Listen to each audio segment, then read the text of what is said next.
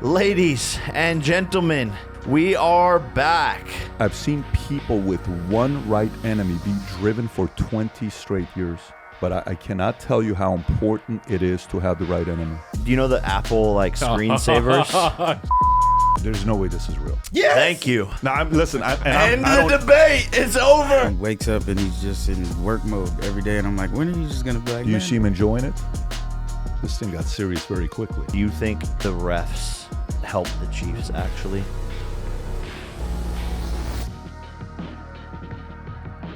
If you guys think you know sports, you can turn your knowledge into real cash on Betr Picks. Check out the map right here. If you see your state, that means you can play Betr Picks right now for a chance to win real money. I'm talking NBA, MLB, NFL, NHL, golf, college ball. We're adding new sports constantly. All you got to do to start winning on Betr Picks is download Betr. Pick more or less on your favorite player's stats and lock in your lineup. Then sit back, enjoy the game, and have a chance to win real money. Over 1 million of you have already downloaded Betr Picks, and thousands of people are winning every day. Join the most followed brand in daily fantasy and win real money watching sports. Alrighty. Ladies and gentlemen, and any other thing that you identify as, we are back. Back at it. And we have a very special guest today, Mr. Patrick Bet David, an American entrepreneur and podcaster, a man who I respect a lot. And I think we have a lot of deep topics to get into today. I think this conversation will be all over the place, hence Absolutely. BS with Jake Paul. Like, subscribe, comment. Let us know what you think of the episode, and thank you for coming down, Mr. Great Patrick to be here. David. Great spot. Thank you, man. Thank you. The gym, the dogs. I mean, you guys got a dog that's almost looks like a horse, but his name is Moose. His name is Moose. Very fitting. Yes. Yeah. Today, this is the Betr warehouse. Things are kind of falling apart here. We're missing our logo out there. We can insert a shot of that. So welcome to the Betr warehouse. Download Betr and play Betr Picks today. You're Florida based? Now I am. 4 years. Okay. I lived 24 years LA, 5 years Dallas, 4 years here. Dude, what's going on? Like I think we just dive in. I know you want to kind of get rid of the Hollywood woke mindset, and I feel like it's such a big problem. I feel like things are now going in the right direction, but where do you even begin to like shift that mindset and help people heal almost to think differently and shift their perspective, because it's such a big undertaking? Yeah, so if you think about politics, right, like at what age do you care about politics? It's really policies. If you run a business, you want to have low taxes so you can reinvest the money into the business. If you're maybe not working, you're unemployed, you want unemployment benefits to be as long as possible. If you, it all depends on if you're 67 years old, you want them to have nothing to do with Social Security. So everything with policies is how it directly impacts you. So whether you're a Democrat, Republican, Independent, whatever politically you are, California is going through this right now. So in California, a lot of Hollywood, who do they support? Whoever it is on the left, Newsom, whoever they got, right? That's great. And then all of a sudden, now, recently, the last 4 or 5 years, you're sitting there watching how they handle COVID. And that was the first exodus that California had, where a lot of people left. And it was the first net migration, which means the first, since 1851 California until today, they've never lost people. First time they ever lost people was due to COVID. And everyone's like, wait a minute. Everybody dreams about going to California. Nobody leaves California. What's going on? So then COVID took place, guys moved to Texas, a lot of guys moved to Arizona, maybe Nevada, and a lot of people coming to Florida. And you saw New York folks coming here, California folks going to Texas. 2 states, Jake, lost $1 trillion of assets under management. 2 states lost $1 trillion. One is California, one is New York. So that's like $1 trillion of wealth. So imagine you're a billionaire, you're 1 out of 1,000 billionaires, okay? Left the state of California, left the state of New York. That money goes somewhere else. Nevada, Arizona, Texas, and then the other part goes to Tennessee, Florida. So today, this last crisis with the fire is very different than COVID. Because now, the last crisis, you could be like, well, I still wore a mask because you got to be responsible. I'll take the vaccine because you got to be responsible. I'll take this. I'll do all this stuff because that's what we got to do. We got to do the shutdown. Fair, no problem. That can be debatable. But now, this is a different kind of a pain. So you live in Palisades, you got a $10 million house. Let's just say you got a nice house on the water, maybe in Malibu. And now you can't afford to pay the homeowner's insurance because half the insurance companies in California left. They don't want to insure people in California. Now you're left with a plan called the FAIR Plan. They call it the FAIR Plan, the FAIR Act, which only protects up to $3 million of your house. And they're forcing insurance companies to protect them. You lose your house. Your house is worth $10 million. The FAIR Plan only protects up to $3 million. The other $7 million's got to come out of your pocket. Folks are sitting there saying, how long will it now take to get permits to rebuild? So this speed that's so slow, the Hollywood folks are sitting there saying, look, I voted for Newsom. I raised money for this guy, but thank God that Trump guy's in town because shit gets done when he's here. Thank God some of these guys are coming out. So that's kind of what's going on through California. I foresee even some of the Hollywood people. Yesterday I talked to one of these big Hollywood agents who represents a lot of the big names. You know who he is. And he whispers to me, he says, just so you know, I was on the other side politically 5 years ago when you and I first met. He says, I'm no longer on that side. And by the way, this is what he tells me, just so you know, that's also a lot of people in Hollywood. They're just not public about it yet, but they're done. So now what do? Do you leave? Do you stay? That's the next phase we're about to see. Yeah, no, and I think it's, an interesting shift. And I've tried to put myself into their perspectives and understanding. I have conversations with, people on the left, and I genuinely try to hear them out and listen to what they have to say, and it never computes for me. And I don't consider myself anything. Like whatever party has the best beliefs and is doing the best things is the party that I will be supportive of. But I think it's people now seeing the negligence of DEI and trying to save a little fish and rerouting, millions of gallons of water, billions of gallons of water to save this little snout fish, and not putting the water, into the dry leaves, the dry bushes, and the dry valleys in Cali. And it's something that could have easily been prevented. And it simply comes down to like, where do you draw the line? I think there has to be a standard, and not everything can be included. Not all life or things can be saved. And I think that's where the woke mindset, essentially DEI, turned into die, like Trump said, and burned down a whole entire city because they wanted to save some little fish. Which, explaining that to the average person, how many people do you think hear you out and say, Jake, you don't know what you're talking about. That's not the truth. But that's what happened. Yeah. Think about this. So it's almost unbelievable when you tell that. Yeah, but that's the problem is, where do people, how do you, I struggle with it because I want to help. I want to talk about these things and raise awareness, but I'm like, how do you like shake someone and be like, yo, wake up, like find the truth, seek the truth, realize that these things are bad.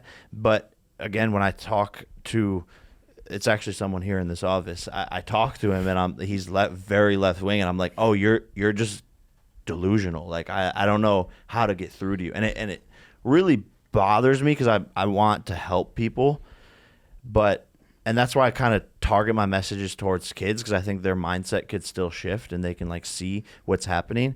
But it's something that really annoys me in trying to talk to these people. Does it ever discourage you when you're trying to like help and you get painted as a villain? No, just because I know it's right. When were you interested? When did you become interested in the topic?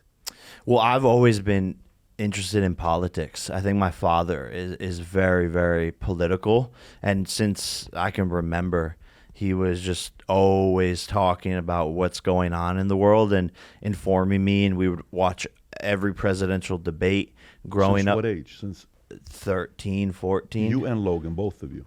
I think Logan was less interested. I don't think he really cared. And then I knew George Bush came to my town and did a whole rally. Wow. And so I thought that was the coolest thing in the world. And I thought he like waved at me, which he was just waving at everybody. But, but I was like, Mom, he waved at me. That was to me. He waved at me. So I guess I've always just like thought presidency and all of these things were extremely cool. And I think a lot of it clicked during 9/11 when I was a kid, preschool, and like all of a sudden we go into like this emergency state, and my dad just informed me about everything that was going on. So I think since then I've been interested. 13 years old. So my son is similar to you. He's also interested. Like, he can't get enough of politics. But the younger son is all sports. He wants to have nothing to do with politics. But it's interesting when you're asking, like, from Jake, and then you're talking about the fish and when are they going to get it? Your fellow that works over here, and you're talking to me, he's like on the left. It's the moment it hits you, the moment it gets to you and you feel the pain. Sometimes, when parents get a divorce, both sides, mom's side will lobby that's the father's fault. Dad's side will lobby that's the mom's fault. You're in the middle. You have no clue what That's the hell what is going on. happened to me. Did it really? Yeah, like insane. Yeah. I would go house to house, and it was like. Yeah, to me they would say, you're a Bet David, you're a Syrian, you're a Bogosian, you're Armenian. And I'm like, I'm so sick of this. Like, two parties trying to persuade you and play games. You don't know who's right. You know how long it took to realize who was right? 20 years. Yeah, same. That's a long time. Same. So in today's world where there is so much misinformation, there is so much attack from one party to another, how do you go about finding the truth?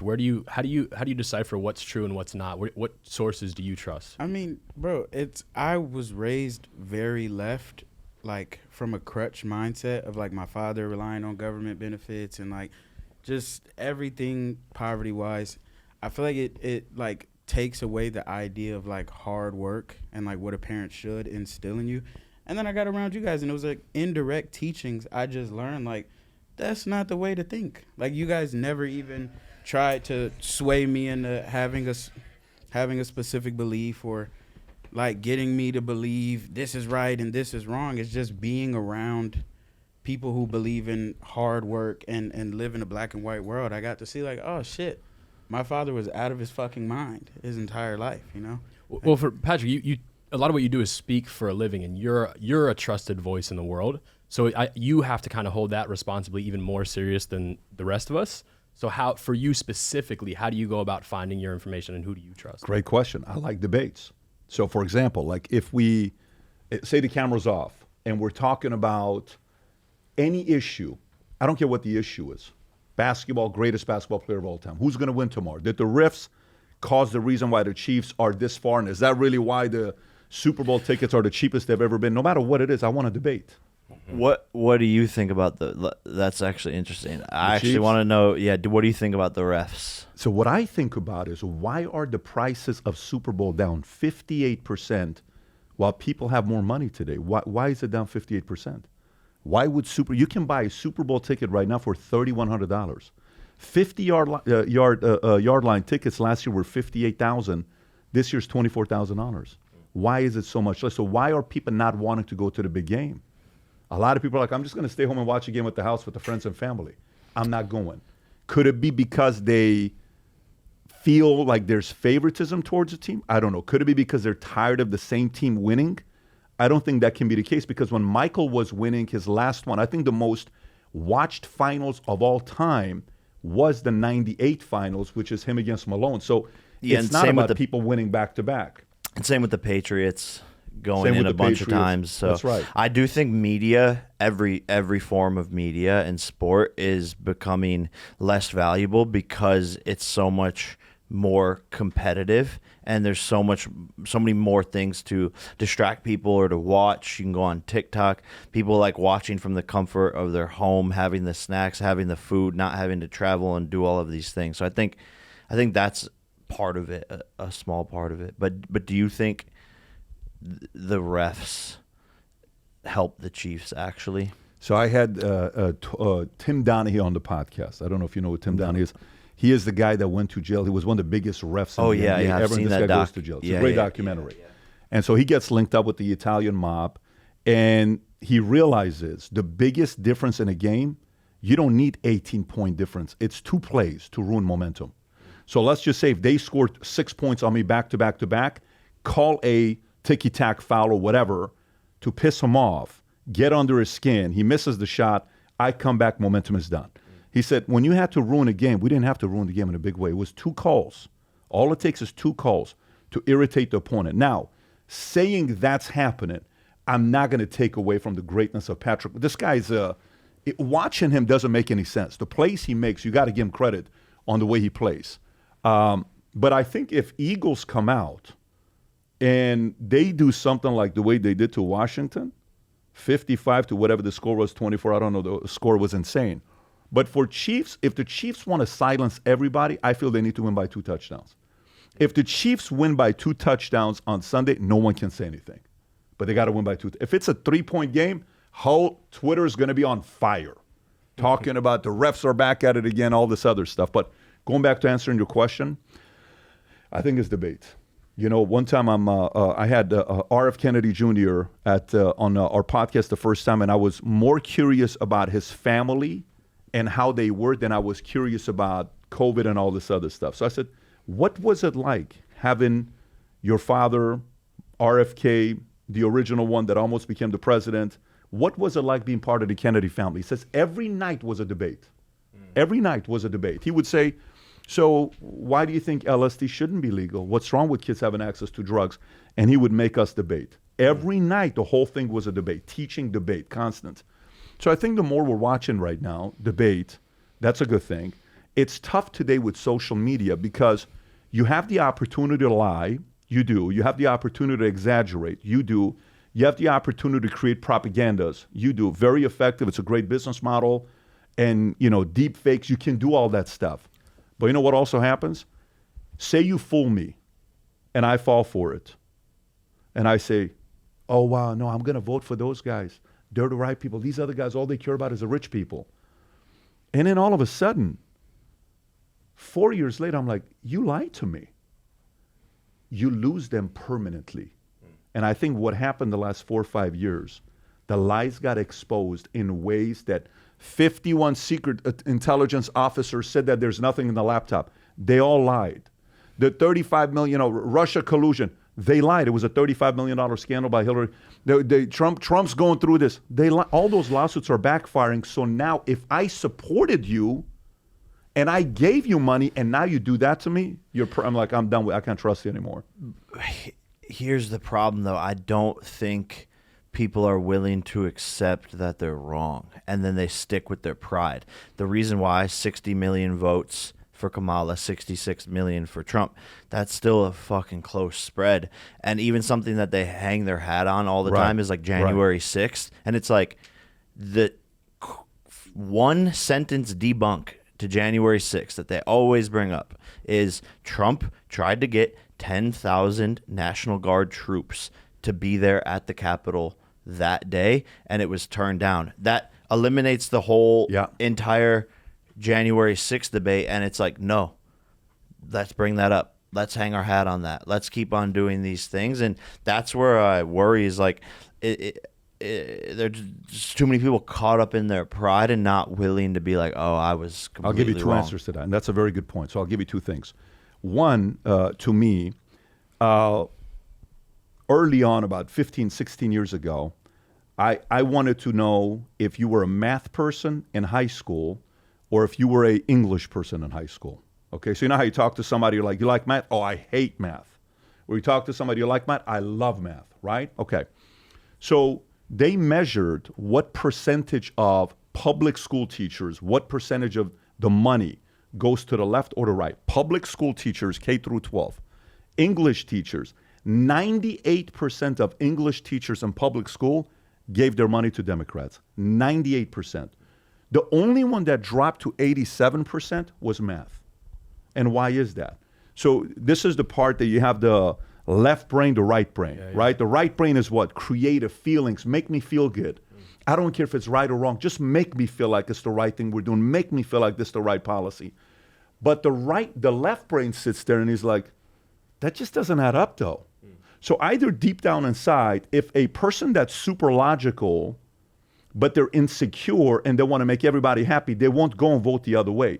But if you're super logical and you're tough and you're not afraid to stand up, like when you had Vivek on first time and you guys were out there, I think water skiing, you guys were doing something out there, right? When in the boat. Yeah, we did a couple of things together like very early on. You did it very early. Yeah. On. And I think you were the first young influencer that was willing to put your name tied to that, and that was a shocker to a lot of people. What is Jake Paul doing? This is not good for your brand. You're going to lose certain people. Why are you tying yourself to this? Because normally you should be on the other side. So, but why? Probably because behind closed doors, you're the guy that asked the question, yeah, but that doesn't make sense. Why are you doing this? So to me, the one part is, I think we are born organically left and right. I know that sounds weird. I think we're born leaning towards feelings or leaning towards logic, reason, numbers, data. And the one side typically doesn't understand the other side. So think about it. I'm a father, my wife, mother, something happens with the kids. Father's going to be like, what? Babe, leave them alone, babe. They're fighting. Just leave them alone. But you don't understand. I can never get them to stop fighting. Why won't they listen? Let them fight. They'll be done. Leave them alone. To her, I sound like a what?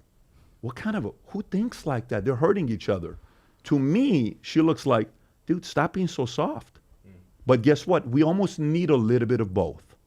Okay? And generally what that does is we come to the middle. And if we can stay in the middle here, this is where we're winning. What time is it? I think it's game time. It's game time. You know it's always gametime.co. Stop playing. You know GameTime.co is our favorite ticketing service. Flash deals, zone deals, easy to find, buying tickets for every kind of event in your area. Lowest price guarantee, event cancellation protection, last minute deals. Save up to 60% off buying last minute for sports, concerts, comedy, theater, etc. Game Time has the lowest price guarantee. And if you're anything like me, I'm actually getting fired from this podcast because I want to go to a game and it is crossing with times. So there's job loss prevention. So I actually get the money for the ticket back. If you get fired for going to a game, last minute tickets, I love it because they have the best prices, price match guarantee up to 110%. You can see the seats before you purchase them. Yeah, so you don't want to be sitting behind a pole. I've had that happen to me. You know how much we love Game Time. Absolutely. Go to GameTime.co to get the best tickets for anything, concerts, sports games, everything. I got a secret, though. What's your You actually get $20 off on your first-time user if you use code JAKE. Stop playing. You can browse through the Game Time app, and there's so many high-profile events. Take the guesswork out of buying tickets with Game Time. Download the Game Time app, create an account, use code JAKE, J-A-K-E, for $20 off your first purchase. Terms apply. Again, create an account and redeem code JAKE for $20 off. Download the Game Time app today. Last minute tickets, lowest price guaranteed. T's and C's apply, baby. What time is it? Game Time. Let's go, baby. And the second answer I'll give you on what you said as well politically, I think this idea of being able to convert everybody, like, when are they going to figure this thing out? It's not going to happen. Because I'm convinced there's a group of people that are never going to vote the other way just because of the way they're born. And then the other part, you think about Trump 2016, 2020, 2024. Here's the other factor. How long you been creating content, Jake? Since I was 8, so 20 years. 20 years. Okay. Have you ever gone on a month or 2 months or 3 months or a year of creating content that was a drag and you were really not into it? Yeah. And only one person knew and the rest didn't know? You. Yeah. You remember that? True, yeah. Okay. I have as well. When I'm kind of like, I'm so sick of this thing here. Turn the camera off. I almost don't want to get in front of the camera. You're going to go through that. Sometimes you're just like, you're not in it.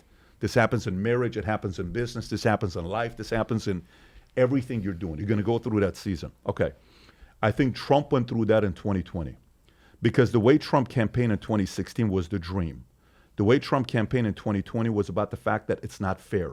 The way Trump came back and campaigned in 2024, it was back to the dream. So you can't sell us if it's not fair. They cheated, they did this, they did that. We're like, okay, maybe that's the case. And by the way, they did end up cheating. It's not like a lot of this stuff is coming out right now what happened. But in 2024, he came out above it. And everybody just sat there and said, dude, I don't know, man. I don't know why I'm liking this guy. And I shouldn't be liking this guy because I'm on the left. I'm Hispanic. I'm African-American. I'm not supposed to like him, but I like him way more than I like the other person. And the other person's supposed to be like me, and I feel so disconnected from her.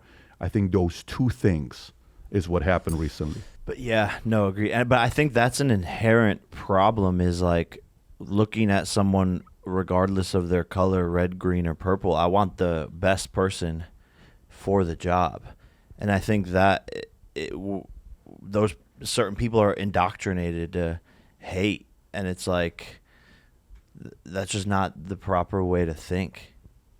And I think people have a hard time like relinquishing that and putting their pride aside and truly understanding who the best person for the job is. And I think it's remembering too that like a lot of people are recipients of flawed information. It's not like when you mentioned debate before, debate is such a loaded word now because it feels like attack.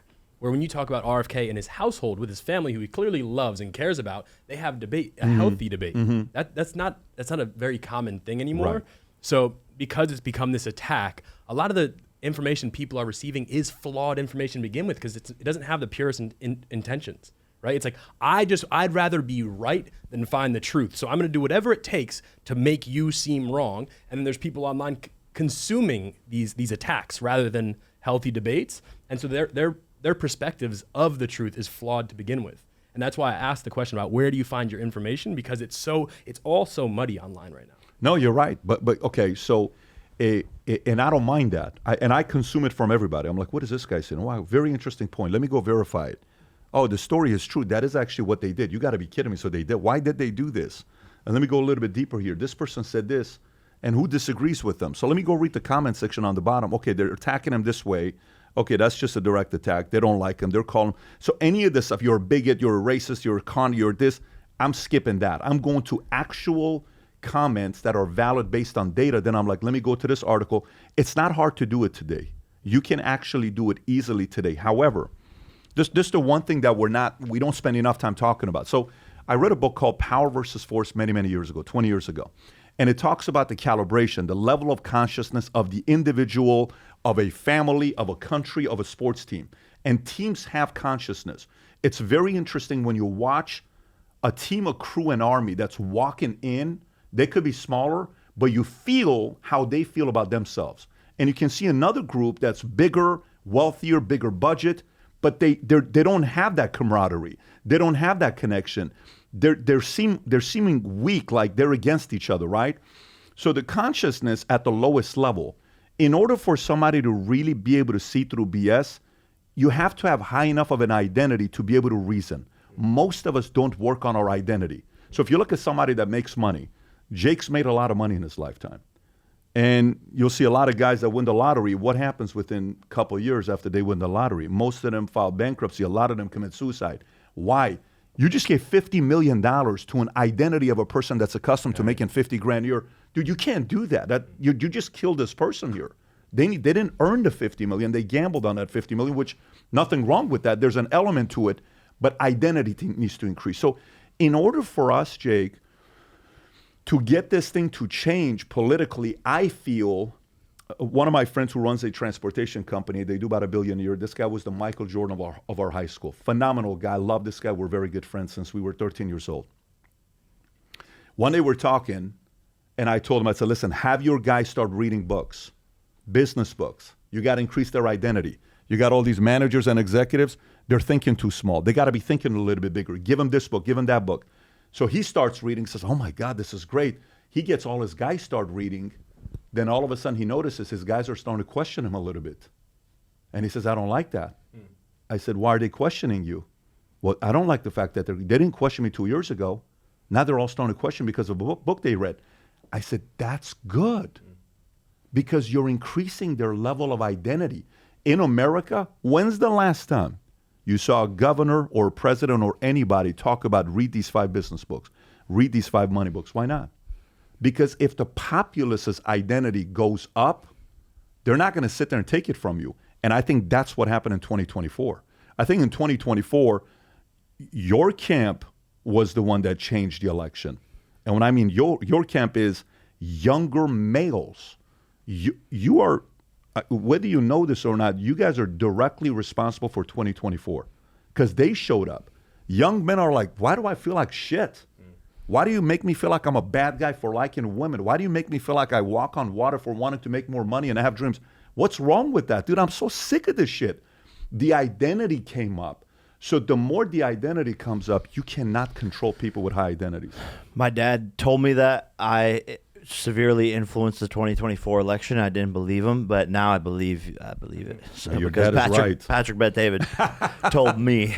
But going back to consciousness, I think that's a big thing, is people being self-aware, but also their awareness of the world and like what's happening. I think that's a massive reason why I'm a huge proponent for people to do psychedelics, because when I was 21, I was in my own world, in my own bubble, and I was still above average for my age in understanding what's going on in the world and who I was. But when I started to get into mushrooms, I really realized my identity. It raised my identity. It raised my emotional IQ, and it raised my awareness of other people's perspectives. And at that point in time, like, my life instantly changed. And it was sort of like, you know, those guys reading those books. It was like I could challenge things. I could see the bad people around. I could make better decisions. And I think the problem is people are so stuck in their world and in their bubble. They have no awareness about the rest of the world, and because of that, they can't make good decisions. Well, so an extension of that is that we get very tied up in the party we identify with the ideas we identify with the beliefs we identify with. So if those ideas or beliefs have to die, it feels like we have to die, that we feel like our beliefs. So what psychedelics can be really useful is that, like, it can force you to be that phoenix that has to die to be reborn. You know, it's because it's a really, really uncomfortable thing to think, oh, fuck, have I been wrong my whole life about what I believe the world to be? That's a scary thing to let go of, and then to be reborn with new ideas. And psychedelics can kind of, if you can't do it through brute force, then psychedelics can help you force your way through that death to be reborn. I need to do more psychedelics. When you think about businesses that are selling through the roof like Aloe or Allbirds, sure, you think about a great product, a cool brand, and brilliant marketing. But an often overlooked secret is actually the businesses behind the business making selling, and for shoppers buying, simple. For millions of businesses, that business is Shopify. Nobody does better selling than Shopify. Home of the #1 checkout on the planet. And the not so secret with Shop Pay that boosts conversions up to 50%, meaning way less carts get abandoned and way more sales going.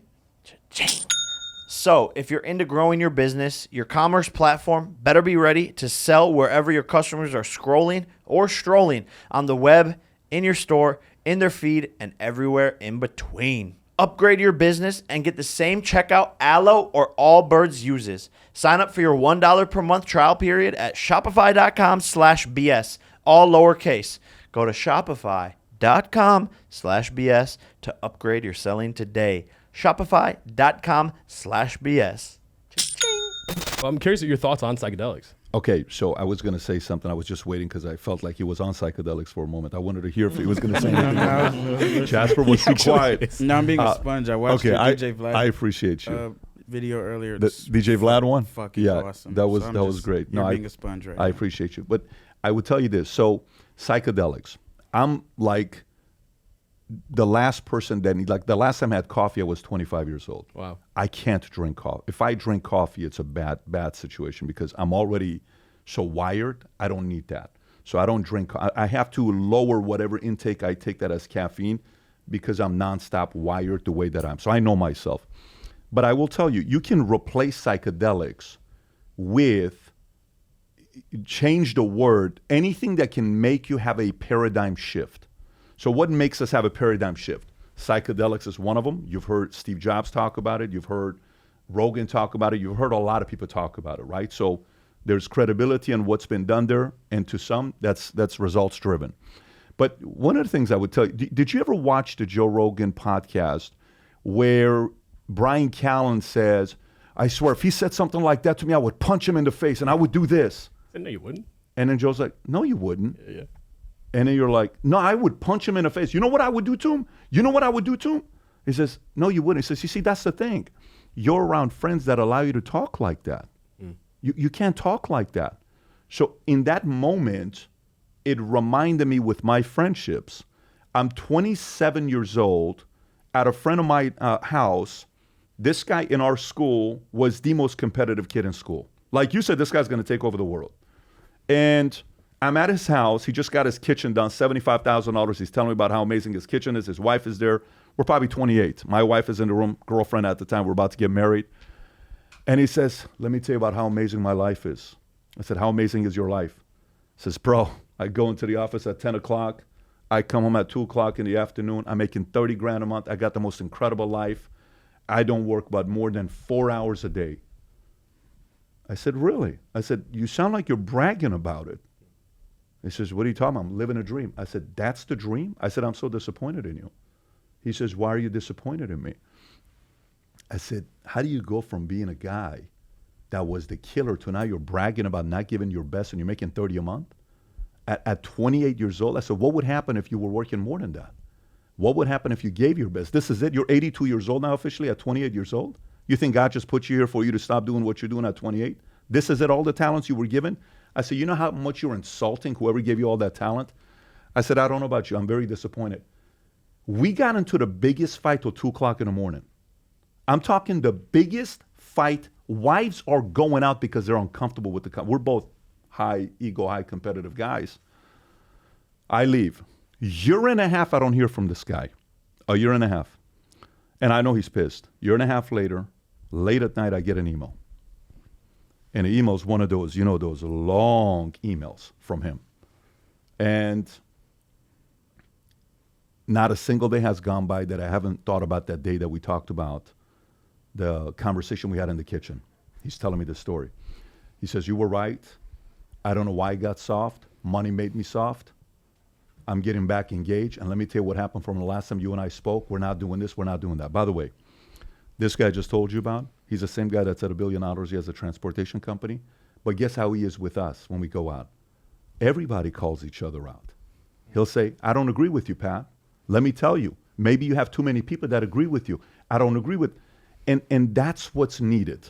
So when we're around friends that challenge you and cause you to have a paradigm shift, you will remember that conversation. Sometimes it's a father like yours that you keep referencing your pops.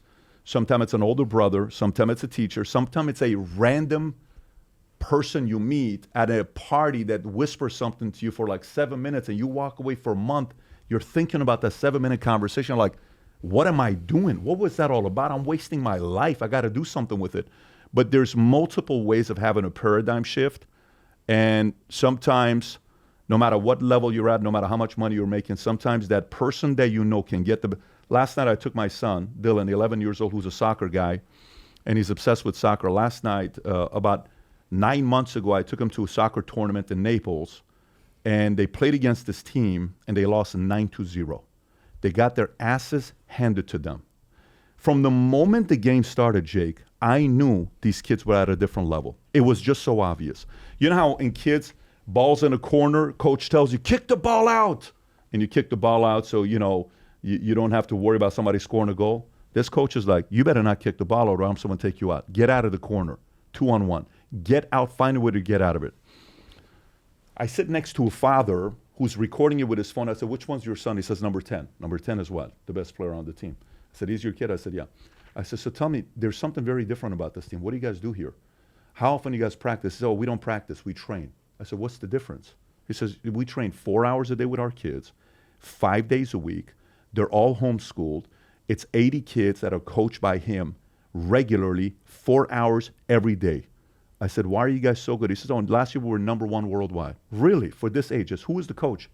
Eddie Johnson. Who's Eddie Johnson? Eddie Johnson is the former, MLS player, scored 78 goals in the MLS. He played World Cup, 21 years old, youngest guy at the time. So I'm like, this guy's interesting. I got to get to know this guy. So I post a video. Eddie DMs me. We start talking. Christmas, we always go to Aspen or Whitefish. This Christmas, we went to Orlando. What's in Orlando? Nothing for Christmas. We go to Orlando for one reason. I just wanted my son to train with the guy. So he trains with him. Last night, I asked Eddie to come down. Eddie comes down. We go to the office. I'm showing him what we're building here at our campus. And then I take him to dinner at Eddie V's. There's a video, if you watch my son, Eddie's speaking for 3 hours. He's glued to Eddie, just watching him like this while Eddie's speaking.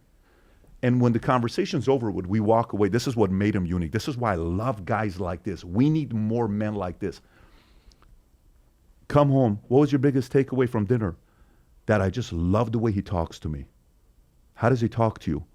When he talks to me, I get a certain feeling that I want more of it. This young 11-year-old boy is being coached by a 40-year-old guy that made it to the highest level of soccer from an inner city kid. He's not a guy that was raised with a bunch of money, makes it to the top. But what do we need? Us as boys and men, when we're going from being a boy to being a man, or even later on, we all need somebody that knows how to respectfully talk to us in a way that just gets our, So I think that part, when we're processing the paradigm shift, if you got somebody like that in your life, that's the same as psychedelics to me. Yeah, I think that's the constant thing that like celebrities are criticized for, is like yes men around them. And I think you guys are always, especially this one, is the no man, and we're constantly in different, I guess they're arguments or just disagreements, and always I actually challenging think it's each funny other. when I see the comments, because it's like, man, if you guys knew how much back and forth we're having on a regular basis, you know. Bro, you didn't. But it's from a place of love. So much to think about, bro. I go in my room and just look in the mirror like, fuck. It's from a place I of gotta love, and change. it's usually frustration first. Then we sit with it, and then we turn around, and thankfully it's not a year and a half for us, but we're able to turn around 2 days later and be like, you know what, you were right. There is- the there- foundation is love and respect. There is one thing that there is a disagreement that's been going on for about 4 years. I want to ask you about this, actually. Do you know the Apple like screensavers? Oh shit! See, it's traumatizing. Do you know the Apple screensavers like on your TV that come up when you like Yes, stop yes. playing? And it's Oh, like yes. Dubai. Yes. There's turtles. There's jellyfish. So I think that all of them are real and actually filmed, besides the Dolphin one. I don't know if you've seen the Dolphin one, It's CGI. but it's CGI, and CGI. half of our friend group thinks till this day that it's It's real. CGI. It's Patrick, CGI. I know that it's real. No, But you it's don't. really even- caused a lot of problems. CGI. What does online say about it? Do they That's say the There's a thing. debate online as No, there well. really? the Yeah. man who filmed it got approached, because there's an ongoing debate about this. The man who filmed it wrote an article How saying, perfect is this dolphin? Like, is it like It's too perfect. perfect. Is it It really? doesn't have a single mark on all of them, and they're perfectly So what do if I search it on my phone, what do I search? What do I put in? Dolphin Apple screensaver? screensaver. And But of course there's he would no- say it's real. The guy, he wants fucking glory. Fuck him. Dolphin. Yeah, he does want glory, and of course Apple's gonna pay him to say that it's real. It's like a if real you ask shot. David Blaine was some shit real, he's gonna be like, yeah. why would they fake it? Why would he go to this I don't extent even. to fake it? I don't think the real one is Is this the one? online. Let me This? see. That's it. Yeah, this is it actually. That's it. It's All right, so CGI. if you look at the bubbles, all the dolphins are perfectly like swimming Look in at their sync. movement too. Give your honest take. There's no way this is real. Yes! Thank you. Now, listen. End I the don't. debate. It's over. Not over. I don't care. No, It's not okay. a- See, it's not. He's no not one the is- end all be wait, all they're about dolphins. saying What is this he, is a real? dolphin Yeah, it's expert? not real. He's a dolphin expert. That doesn't look real. You're filming off of the edge of a boat with a camera in the front, and it's just perfect conditions. This is the No, man who's filmed plenty of underwater No, sea life. he's Guys, filmed this one does time. not- Look, if it is, great. He's got a This- fucking $100 underwater housing. That Oh does yeah, he not knows look all real. about this. That's real. That's not real. No, that doesn't look real. It's not I real. may be wrong. We I got get it. Doesn't look real. There's a lot of crazy things in the world that don't look real, but it doesn't mean it's Comment not down real. below what you guys think. We need to know your guys' thoughts on this. That was a big paradigm shift for us. 100% That was a big paradigm. No, but I think that the story about the transportation guy is super inspiring, and I guess I'm realizing that as I grow older and I'm doing all of these things, that like the most important things I'm doing are the helping other fighters, the purpose, the charity, the foundation, speaking out about politics, influencing elections. How do you find the balance between like, okay, this is like work and purpose, I guess. Like, I don't know if that makes sense, but where you were basically telling that guy, like, you're just doing work, but you have a higher calling, you have a higher purpose. How do you help someone find that or realize that? So I think if you ever watch somebody whose eyes are locked in, okay, if you ever find somebody whose eyes are locked in and Xavier McDaniel, they're going against the Knicks, and you see Michael's eyes, right? Brady, when you look at his eyes, when he gets in the face of the Chiefs cornerback or safety, number 32, whatever the guy's, I don't remember the guy's name, you just look at Brady's eyes, right? Any eye that is fully locked in and any eye that's just kind of like this, the difference is one guy or gal knows exactly where they're going and the other one is not clear. And by the way, eyes don't lie. If there's one thing there's a reason why poker players wear glasses when they play poker. Because they know I got to cover my eyes because you can tell what I'm thinking about just by what direction I'm going to, right? So I'll sit down with my guys over the last 20-something years. I built an insurance company. We eventually sold it 2.5 years ago. And we've had 50,000 insurance agents in 50 states. And I talked to one of my guys, and I look at him. I'm like, so what's your vision for 2016? Oh, well, we're going to be doing this, and we're going to be doing this. I'm like, nope, he's full of shit. I was like, let me look at this one here. So what's your plans for 2016? Let me tell you what happened to me. Last month, I finally had the meeting with my mom and dad. I had to tell them I'm so sick and tired of their excuses. I'm no longer going to be doing this. And I sat there and I wrote this. Let me show you what I got. Here, we got this picture. I got this laminated. I got this on my car. I got this over here. That's my schedule. I've so far gotten this many prospects. I'm doing this. Something happened to this guy, and his eyes changed. He was a guy that used to smoke weed every day. And all of a sudden, he's locked in. What happened to you? I think the part, Jake, is there's the vision that you have. Very few people have a crystal clear vision. We all have a vision. For some people, the vision is, I'm going to go have fun today. For some people, the vision is, I'm going to go to work today, I'm going to have a drink, and then I'm going to go home. For some people, the vision is, we're going to have a big Super Bowl party this weekend. It's a vision still. I have a vision of having a great Super Bowl party. For some, for summer, we're going to go to Hawaii. It's a vision. 6 months, we're going to have fun in Hawaii. Hey, I'm going to make 6 figures. I'm going to make this. I'm going to do this, right? It's a vision.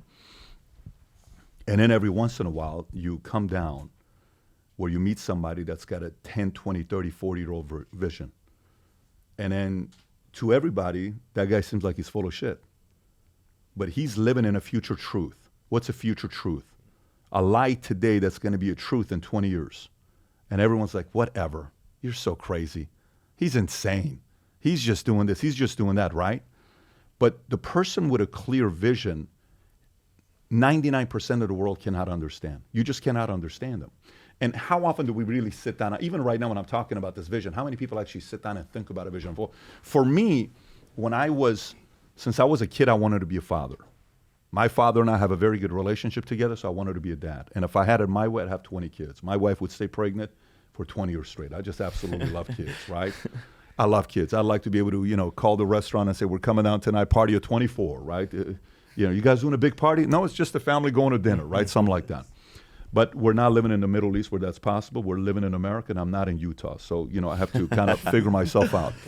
However, I thought about my life, and I said, what do I need to do where later on my kids can be involved with the family? And I thought about the holding company. If we build a holding company big enough where they're not going to be tied to one job. You want to make movies, you can. You want to do docs, you can. You want to be a lawyer, you can. You want to do real estate, you can. You want to be a consultant, you can. You want to be a talent, you can. You want to be. So anytime you sit there and actually play this game out, it's such an exciting game to play. So you're asking work versus vision, right? You're doing the things that you're doing and the day-to-day work. The day-to-day work is sequencing. You're playing a game. And what's sequencing? Like right now, you're trying to get under Canelo's skin, and you're doing a phenomenal job. I love what you do. You in the conversations of being able to troll, Trump's probably number one, but I think you're probably top 5. Thank you. To put and the reason why I categorize it with Trump being number one is not a shot. I'm not taking. This is actually a very valuable skill set today. A very valuable skill set today, right? But not everybody knows what your vision is. Maybe you're by yourself. Something's moving you. But if you really want to size up any one of your kids, year and a half ago, I come home. I'm looking at my oldest son. And I called my wife. I said, so is he with Papa going to church? No, he said he didn't want to go. So let me talk to him. I said, hey, Tico, what happened? You didn't go to church today. I just didn't feel like it. You didn't feel like it? No. Really? Yeah, so you got such a busy schedule? I just didn't feel like it. So I come home, I talk to him, and I said, hey, what's up with your language lately? He says, what do you mean? I said, I feel like you're drifting. Like life is just like, it's just drifting. I said, you realize you're going to be 25, 30 years old, just drifting away if you keep going like this. What are you doing? You think because your brother's playing soccer and we're spending more time with him, maybe we care more about him than you? We're only doing that because he's pursuing something. What do you pursue? Maybe you pursue something. We want to see you pursue something. Go pursue something so we can celebrate with you. And then I said, I want you to watch this video. I put him this video by Outwitting the Devil. Great book. Every kid should read this book. And then he's like, I don't want to drift. I said, so then what do you want to do? I says, what do you like? Dad, you know I like politics. I said, I'm going to take you to as many events as I can, but what else? I don't like jiu-jitsu. I like Muay Thai and kickboxing. I'm going to put you in kickboxing. Jake, you meet my son today. He just turned 13 5 days ago. February 1st, 6 days ago. He takes his shirt off at 13, and I show you what versus 11 doesn't make any sense. Vascular arms. He's got an incredible kick. He's got a ridiculous kick at 13 years old. And his grades went from where it was to now his grades. He's killing it in his grades. His confidence, before he would shake hands like, hi, how are you? How you doing? How are you? Now he'll shake your hand, still have the conversation with you. He'll sit at dinner and have a conversation with you as if he's your age, and you'll enjoy the conversation with him. Sometimes, if we're not too careful and we don't spend our time, or somebody spend time with our kids or our loved ones to get a vision in for them, you can all of a sudden close your eyes, open it up, you're 10 years longer because you drifted for 10 straight years and wasted 10 years of your life. So there is the vision, the work day to day. Do I call this guy first? Do I first send the email? Do I go visit him? Do I send him a gift? Do I talk to my guy? Why this guy's got a complaint? Do I hire better people? What's my sequencing of moves? That part comes with experience, but a person with a clear vision has an edge over his peers. I think incredible, but I think I met. Did I meet both your kids at the inauguration? Oh yeah. Okay. You met both of them. They really wanted to meet you guys that night. They're very dapper. Very well dressed. They were bragging about that jacket that their mom bought. They did not. We're in a ball. The place is hot. These guys are not taking their overcoat off. They're sweating, but they love it so much they don't want to take it off. I'm like, guys, you got to take it off. This is a little bit too much here. Respect. So, I'm curious. So you were talking about the importance of establishing a long-term vision for your future. Okay, say somebody can do that. They've established the long-term vision, but they still have a lack of self-belief. Because in order to actually believe that that vision is attainable for you, you have to have unwavering self-belief, almost delusional at points, because you haven't proven it to yourself that you're worthy of it yet. How do you go about building that self-belief? Well, I think with that specifically is you have to put the cart before the horse. Yep. I think the self-belief and the confidence comes from trying and failing and learning from that, and it builds wisdom. Yeah. Which slowly can grow confidence, because if you keep trying, you're going to get wins under your belt eventually. Yeah. And I think people think like, oh, I'm just going to be confident today and do this, and that. And it's like, no, where my confidence came from specifically in the sport of boxing was just knowing how fucking hard I trained and how many times I failed in the gym and got beat up, bloody nose every day. For the first year, it was a living hell. And eventually, those same people I was fighting, I started to beat.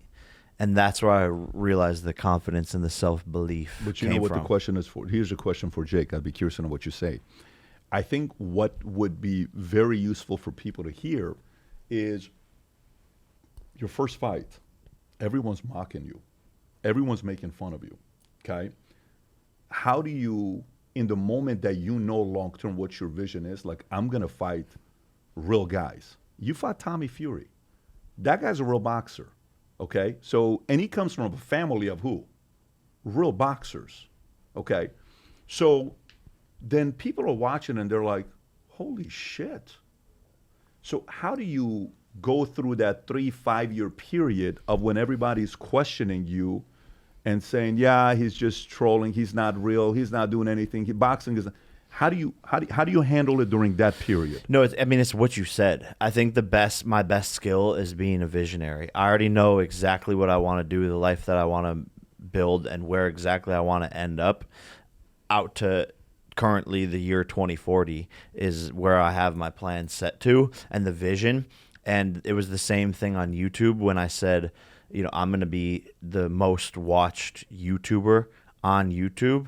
And I said that 2 years before I was. And again, it's like, you're crazy. You're never going to do this, blah, blah, blah. But it's that vision and believing in it, and then just doing the steps along the way.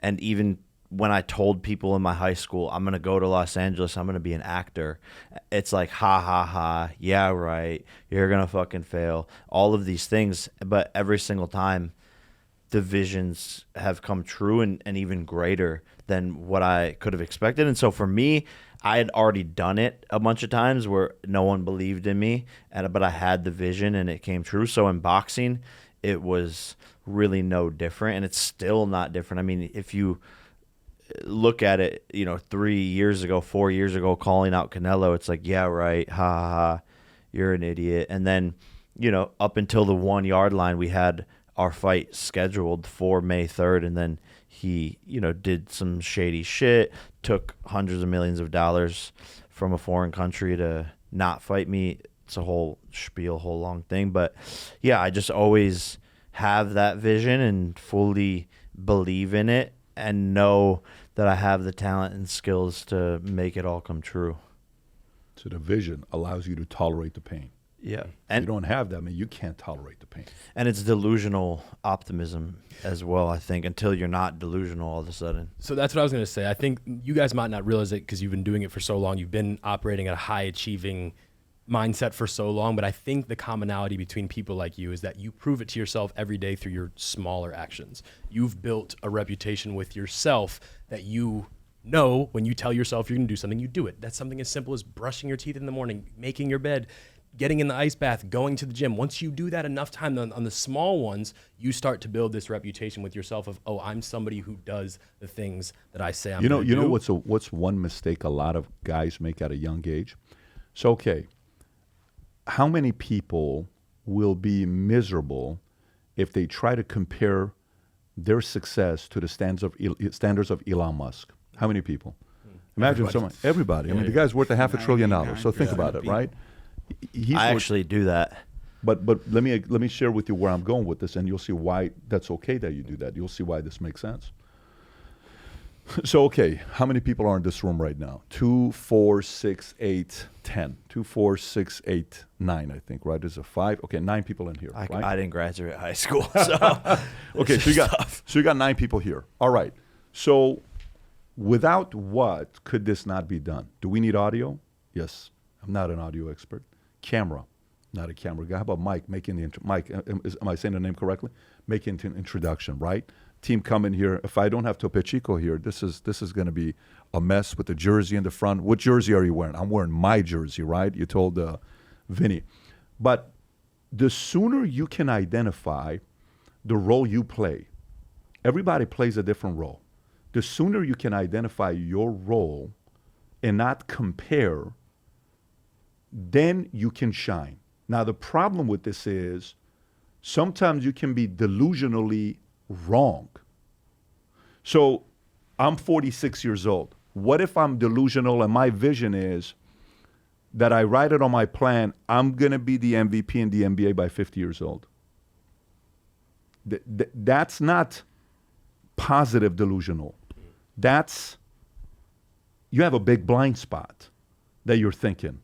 So if you ever read the book Principles by Ray Dalio, the way they build their business model, it was watching on how somebody has credibility to do something, but there is the track record to be able to say, yes, that's what I'm going to be doing. My business partner, Tom, who's the president of our holding company, I met him almost 20 years ago. He was part of JamDad. They sold JamDad Sports to EA Sports for $680 million in 2004. Big exit, made a lot of money, right? And when Bill Gates and Steve Jobs did the interview, only 300 people were invited to that interview. Tom was one of them. So Tom and I meet. This guy's done very well for himself. And In his late 40s, early 50s, he says this to me. He says, you know what took me 50 years to realize in my life? I said, what? He says, every time I've started a business, I made the least amount of money. He says, every time I've been a number 2, number 3, number 5, number 6, I have made more money starting being number 2, number 3, number 4s than being a number 1 in the company. He says, it's not even close. This is what he's telling me this. Now imagine how hard it is to be able to say something like that, right? But how often do we see that in sports? Scotty wasn't a good 1, but he's a great 2. But what if Scotty wants to say, no, I'm a 1? Well, you didn't win as a 1. So the delusional part has to also match you knowing. To be calculated. And it, by the way, if you're convinced, no, I'm convinced I can still do it, go test it out. Okay, but what if you have like delusional optimism? Like I have a lot of self-belief and I believe I have a very high identity, but I feel like the goals I had set for myself when I was younger, I hit a ceiling at a certain point, and like I feel like I had all of those things I wanted because I grew up very less fortunate, and like the things I wanted weren't like crazy out of reach. I wanted, you know, to be able to take care of my family and support myself and et cetera, et cetera. I hit a ceiling, and I'm like now kind of shaking out of that, but like I don't know, like what the fuck do I do from there when I had that delusional optimism and then I kind of... You don't have it now? I do to a certain extent now. Jasper, how old are you? I'm 24. Okay, you're 24. And how long? He's been in your circle for 6 years? Yeah. 6 years you're around Jake? Yeah. And you don't have that delusional that you have? Oh, no, I have it. I have it. You have it? I have so it. What's the missing thing? Maybe your stomach is full right now. Maybe you're... I got very comfortable. Okay, well, that's a different story then, because to me, I think you want to say something. Go for it. No, that's what I was going to say is I think being around this lifestyle, you didn't need to like, you weren't backed up into a corner. Yeah. There wasn't like a hunger. The sense of urgency was Yeah. removed. Yeah. Completely. When's your birthday? What month's your birthday? January 26th. 26th. Okay. So that part is very... So the challenge with sometimes being in an environment where you're explaining where you don't have to give your best, that also can be a challenge. Because to me, like let me give it from a different perspective. What's your vision long term with your relationship with Jake? In terms of what? Like your friendship, you guys running together. Like how long do you want This is going to be my best friend forever. Okay, great. So fantastic. So at what point do you think he's going to stop? Stop what? Just stop, like slow down and just kind of be like, look, guys, I want to shut it down. I want to kick back. I want to relax. I don't want to I don't work know. it. I ask him all the time because I'm concerned. It's like he wakes up and he's just in work mode every day. And I'm like, when are you just going to be like, Do you "Man." see him enjoying it? This thing got serious very quickly. I like we it. need the couch here, right? Do I I see like you it. enjoying it? Sometimes, yes and no. You think he's supposed to enjoy it all the time? No. Okay. I enjoy it for 48 hours and then it's back to work. Yeah. But this actually brings up an interesting point, which goes back to like his role playing. I think your dreams are that of the number 1 spot, and that's where you see yourself. But I think you're actually like a role player, and that's where you thrive at. Yeah. And that's where you've kind of positioned yourself to and have found great success and happiness and still doing great for yourself. 100%. I don't know if I want to be a number 1. I don't care for that. Like I'll be like even through like controversies we've gone through, etc. Like I put my Instagram on private. I don't even use social media. I don't post as much as I should. You guys antagonize me because I don't do it as much as I should. It's kind of just out of loyalty though.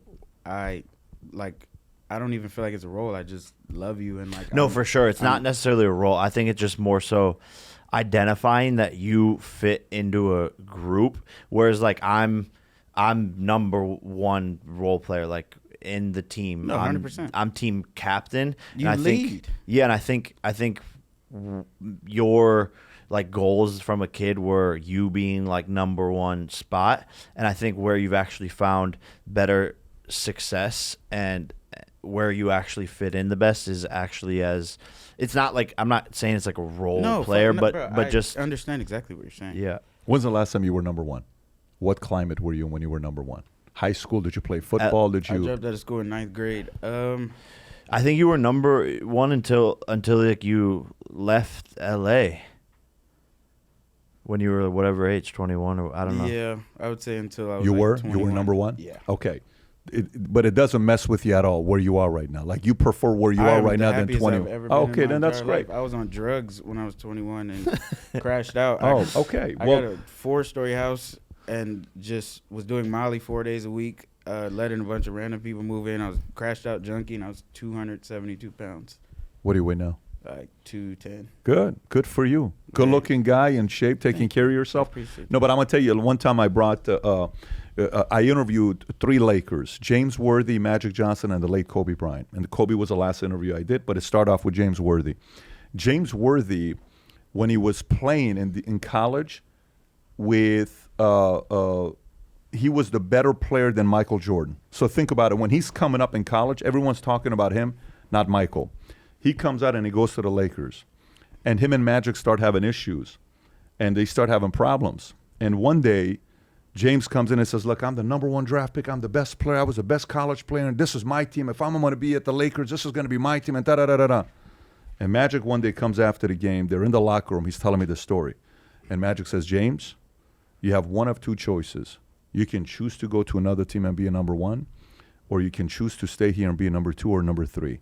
If you stay here as a number 2 or number 3, we're going to win a lot of championships together. If you go to another team, you'll be number 1, but you are not going to beat us because you're going to face us.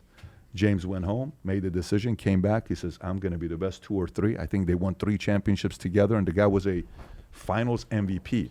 That's the beautiful part about going on a run. However, the part that he talked about, which I think is very important on the team, is the contentment. Like, if you can contribute to the team's going to benefit more if you're giving your best. Absolutely. I think it's obvious the love is in the relationship you guys have here. But sometimes I've had guys on my team, dude, I love them. I had a guy, I'll tell you 10 stories, but I'll tell you one of them. Had a guy on my team, best friend. When I tell you best friends, we went to 5th grade together in Iran, junior high school together, high school together. We joined the Army together. We worked at Bally's together, and we got into financial services together. Wow. Like, I'm talking about a guy that you can't have this many stories together. One day, we're running this office in Granada Hills, and becomes the number 1 office in insurance, and we're doing very well. And then I notice he's always coming into the office at 11 o'clock. I'm like, why are you coming to the office at 11 o'clock? I find out this is when Moneymaker won the poker tournament, $2.5 million, and everybody wanted to be a professional poker player because of how average guy can go out there. So he starts hanging out with people that are poker guys, and he's not coming in early. And then he gets distracted. He doesn't get locked in. He drops out, goes, and he does what he does in his life. He does okay. But if he would have been with us, he would have been making $5 million a year right now. And sometimes when you're in the moment, I feel like this became a therapy session right now. I don't want to go this direction. I don't want to do this. I don't want to do this here. But no, we go anywhere. Yeah, okay. Yeah. But the point is, sometimes when you're in the moment, you also don't think that this can stop at any moment if I don't give my best. So we all have to make sure we're maximizing the opportunities we're in, and we don't get comfortable.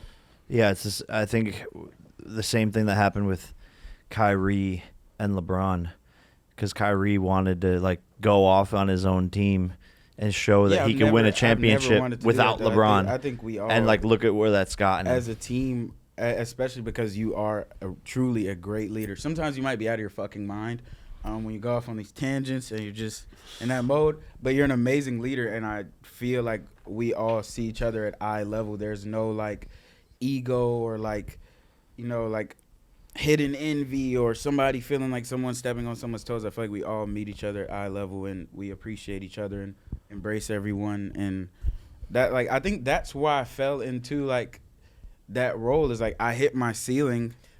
I think this is important to touch on. We're talking about one metric of ceiling. We're talking about financial. There's other metrics to health and success, but that's what you've incorporated in your life now that brings you peace. Yes. You hit a financial ceiling, great, but your life was in ruins spiritually and mentally. Oh, yes. And so that now you've started to account for other metrics that you need to account for, and you've reached more balance. I hit the ceiling in terms of like my aspirations with like music and et cetera. I feel like I hit like that. Oh, I did those things that I used to literally like be on my hands and knees praying for, and like now I'm here. I love where I'm at. I'm happy here. I don't know. Sometimes I just feel like I'm missing that sense of urgency in that space because I know I am incredibly talented there, and it like frustrates me because I'm like, damn, why don't I want it as bad as I used to want it? It's like, it's just a personal thing really, but like I'm happy where I'm at. There's like no like, man, I want to go off and rap yeah, like I want to obviously continue putting out music and shit, but like it's not like that's not in ways though, as friends, I do think we at times feel the same way you felt about your friend, where you have a talent that you were unbelievably blessed with, and it is a shame for you not to let it blossom in the world. It's a bit just more the than sense of urgency is gone, which is I guess my question, like how do you reignite that sense of urgency? Like, have you ever gotten to a place where you felt like there was just no motivation left, or like that excitement? What moves you? What moves you? Really seeing people happy, honestly, more than anything. Who's your enemy? Who drives you? Like, who pisses you off? What pisses you off? Don't let nobody That's piss a me off. good You question. don't? Oh, we all got it. Everybody's got. So let me tell you what I learned from a long time of watching everybody. I just wrote a business book 2 years ago called "Choose Your Enemies Wisely." So here's what I learned in life from watching a lot of young guys like you that I went through and I work with, and I watch who did right and who didn't. There's 3 things we all need if we want to compete at the highest level. One is you have to experience unconditional love from one person. You don't need 10. One. Have you experienced unconditional love? Like intimate, Mom, or like just, I'm talking mom, like somebody. from them. Okay, Absolute- unconditional. absolutely. No conditions. Absolutely. So you know that exists. Yes. Okay, let me tell you, we need that forever. Number 2 is unconditional not being accepted no matter how much money and fame you have. That one person will never accept you and give you what you want from them. Do you have that person? I don't Probably- think you have haters. Nah. But let me explain what I mean by this. Like, you can never make your dad proud. You can never make your mom proud. You can never make that one person proud. Dude, Like somebody my whole like family, that. Those guys fucking sucked, but now they're like supportive of it. So I guess that's not really there anymore. Do you have somebody that doesn't support you still? Somebody that no matter what you ever do, they're always going to hate on you. Such a great community to have. No, I don't think so. Okay, so I guarantee you, if he talks, he knows a couple people because if you're friends, I know he knows. I them. know 3.5 billion people. Half of the world will never respect or believe in what I do and hate what I do and think I'm a menace to society. You know what the third one is? The third one is you choosing the right enemy. Everybody doesn't choose the right enemy. But I cannot tell you how important it is to have the right enemy. I've seen people with one right enemy be driven for 20 straight years, and they'll never disclose that enemy. One person can drive someone to God knows what levels. By the way, for some, is seeing look at President Trump. He hasn't drank alcohol his entire life. Why not? Because his older brother died from it, and he told him never touch it.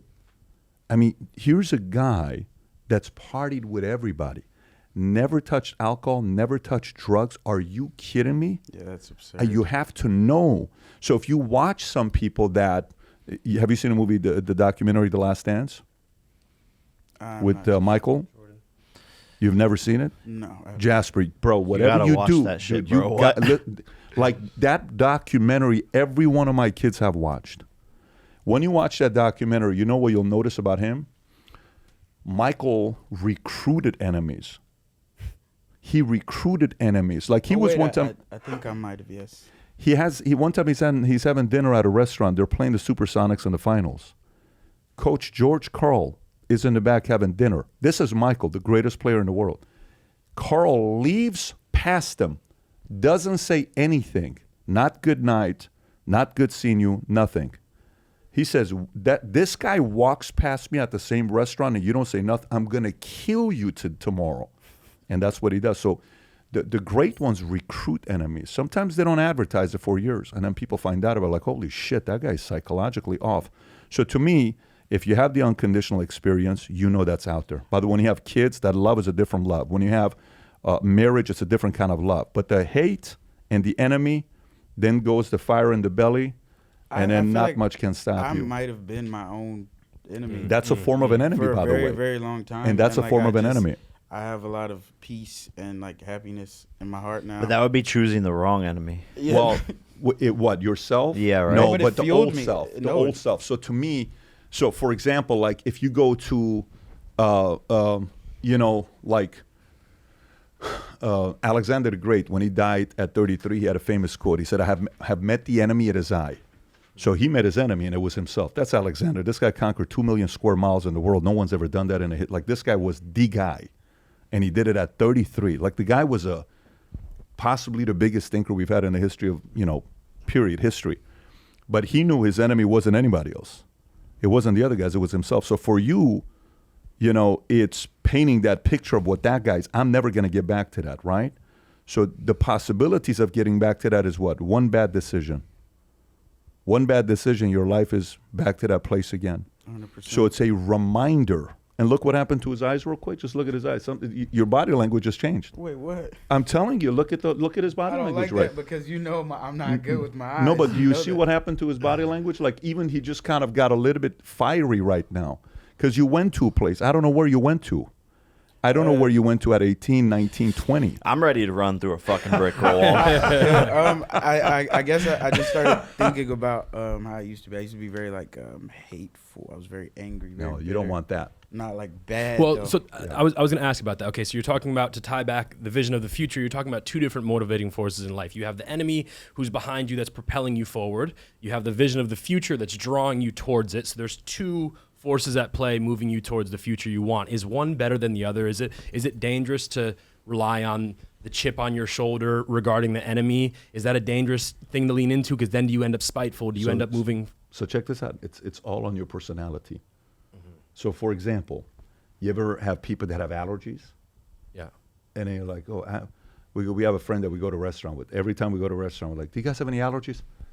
Coconut, scallops, and I have the peanuts, and I got to give the list, right? Because one of our friends, grow up. yeah, he's got a menu. No, but he really is be a allergic. man, bro. Fucking grow up. Be a fucking man. This guy is a man, but Yeah, he's but I got wouldn't hang some- out with him. Like, bro, you have a fucking He's a list. phenomenal guy, but he's got allergies. Like the Hitch thing happens. I don't know if you've seen the movie Hitch, where the Will Smith's ear starts getting swollen. If you've seen it, you know what I'm talking about.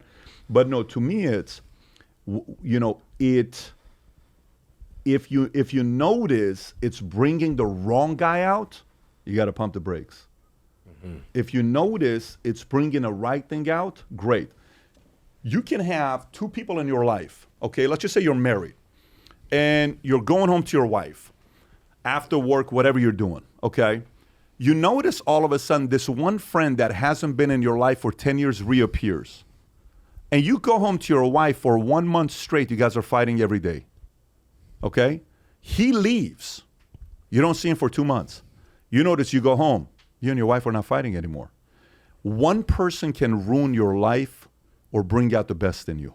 You have to be aware of who those people are. Nobody else is going to know that. That's the self-awareness part, to be like, this guy's not good for me. That enemy is not good for me. That ally isn't good for me. He brings me here. I need to stay fired up. I don't. But that other person, so for some, I mean, if you think about Brady, you think, why did he win his 7th chip? I had him at one of our events 2 years ago. I said, what was a bigger motivation for you to win 7 championships? Was it to win one more than Belichick, or was it to win one more than Michael Jordan? Did you understand the question? Because Michael's got 6 championships, and he's won 6 with Belichick. What do you think drove Brady? One more than Jordan. You think it's one more than Jordan? No, I think it was himself. You think it's himself? Yeah. I mean, that's the part you're talking about, a psycho competitor that goes to Tampa to win one more chip. Why do you go to Tampa to win one more chip? You don't need to do it. You're already the most win. So again, it can't make sense. Trump is a billionaire, 78 years old, working harder than any American What the hell are you doing this for? I mean, does it not become innate at a certain point, though? No, to him, he did it because he really has his enemies. He knows who his enemies are. His enemies look at Musk. What do you think drives Musk? You think Musk can build the biggest house in the world today. He can buy a city. He can buy a small state if he wanted to. You think he's driven by money? No, somebody offended him. It could be his father. It could be somebody early on. It could be an ex. It could be a lot of different things. He's going because he's got enemies that are driving him. But is there a more optimal motivation to function out of rather than spite and... I do all of them. Yeah. I do all of them. I do because the positive. it's like, yeah, you could become a billionaire, but you're fucking spiteful and angry at somebody that offended you 12... Like, at what cost is it worth becoming a billionaire if you're just operating off of spite and you're fucking miserable? You know, like, I would argue that vision of the future... And that belief of the future is a better By operating the way, force. You're not wrong. Yeah. But you're also wrong. Okay, I know that sounds kind of weird, right? Let me explain both of them. Yep. So, for example, how many players have we seen get the big payday and they're done? Like, why did the Dallas Mavericks trade Luka? Because they drafted him at 230, they traded him at 277. They're worried he's going to be the next Zion because he is constantly getting injured, and they didn't want to pay him the 356 that his max contract was coming up, so they let him go and they brought Anthony Davis in at 30 years old. But the Mavs are sitting there saying, man, I don't know if I want to do this again. But was it a good move? Was it not? Who knows? Terrible. But you watch, I think so. I think he's the best. I think he's honestly the best, but I think he needs to, I hope LeBron teaches him how to lose 20 more pounds and be in shape, just the way Kobe, trained LeBron how to get in shape when he went to the Olympics. But to me, either way, guess what I hope happens to Luka? Do you think Luka being traded from the city of Dallas while he just bought a $12 million house, and do you think Anthony Davis being traded from the Lakers while he just closed on a $32 million house in Bel Air? Ooh. One close on a $12 million house, one close on a $32 million house, they get traded. Do you realize I'm settling down in LA that I'm going to buy a $32 million house and it closes. You're traded. What? I think it was like fully custom too. Yeah, I mean, and this is designed like by him. They're both going to be pissed off. So guess what? Is there anything wrong with either one of them using that as motivation to come out and show Mavs and show the Lakers they made a mistake? Nothing wrong with that. See, these are the things. But now if you get it and you're like, I hate these people, I hope they're... No, that's weak. Yeah. That's a weak energy. It's not about... Yeah, and who's really winning here? Like if you're still spiteful after you've... So think about some people wake up in the morning and they want to prevent him from winning. Yeah. Versus some people wake up in the morning trying to beat him. Yeah. It's two different energies. There's nothing wrong with the second one. Yep. The first one is evil. Yep. Like a lot of politicians are the first one. They wake up in the morning trying to do whatever they can to prevent the person that made the money the right way to destroy their lives. Yeah. Their game is to prevent you from winning, This right? is you can either build the tallest building in the city by tearing all the buildings around you down, or by building the tallest Or one. you can get up in the ring and say, look, I want to face this guy. I think I can take him. Great. Show the world. Well, we've gotten very deep here. Super. Thank you, PBD. Oh, man. I would love to come on your podcast soon. I look forward to it. Let's fucking make it happen. Jasper's going to find some enemies. Yeah. But see, you would understand because where I'm from South Central, bro. What part? Compton. Okay, cool. I grew up by USC though, like around there. But like, bro, your enemies want to kill you there. Like I kind of escaped having those enemies, like, and I found like actual freedom. I don't know, like. Yeah, I think when this ends and you guys go to dinner, I think this conversation is going to continue with these two guys. 100%. And I think there's going to be a breakthrough. We love you, Jasper. I'm gonna do. Thanks for shrooms, coming to therapy. Psychedelics. I'll be your enemy. I'll piss you the fuck off. Sometimes you are. Yeah, Sometimes good. you are. Fuck you. Fuck you. Work harder. Fuck you 2 times. Work I'll less. fuck you 3 times. I'll fuck you 4 times raw. All right. Thank you guys for coming to therapy with Jake Paul. It's been great on BS. I'm gonna cry after Subscribe, this episode. like, and comment. Peace out, y'all.